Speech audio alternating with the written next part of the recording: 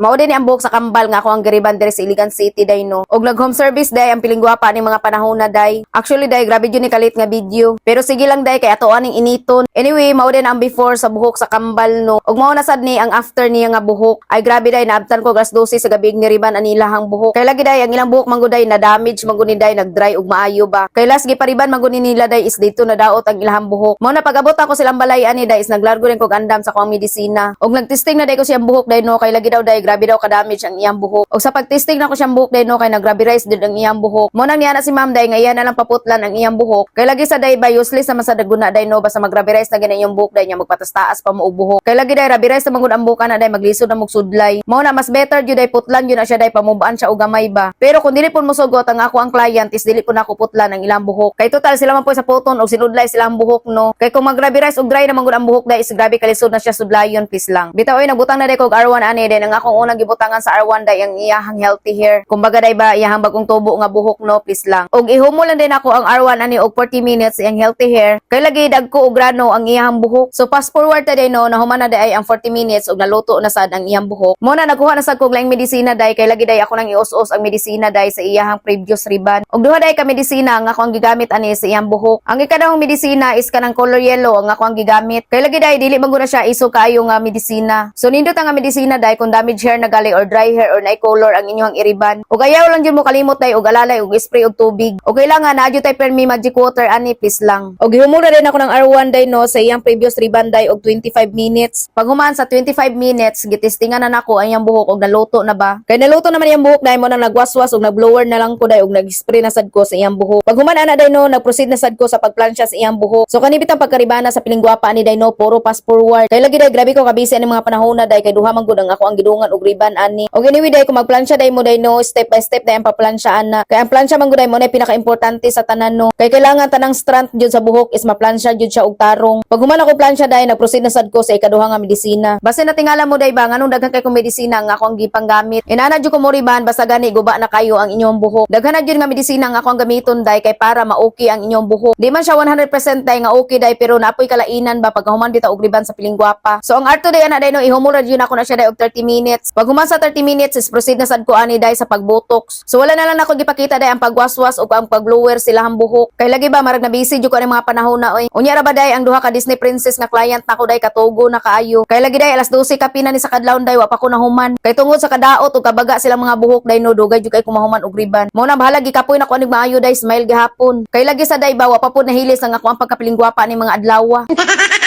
Bitaw day oy sa pagbotox day nako silang buhok no gihumol day nako siya og 40 minutes. Mao nang isamot yung may kadugay ani. Pero okay ra na day og dugay ko na uli day no ang importante day nagampanan ako tarong ang akong trabaho. Pag human ako botox day no giplansya pa day nako na ilang buhok day og step by step. So wala na ako napakita sa inyo ha day ang paplansya sa step by step sa ilang buhok. Basta day importante ana day no plansya og maayo ilang buhok day pag human niyo og botox. Og mao na day ni ang buhok sa akong client day no pag human og riban sa piling gwapa. Inana na siya kanindot day og inana siya ka shiny. Og anyway mao na day today no og dire day ko mag-end. I'm Emerly and thank you for watching. Nambay mo ay.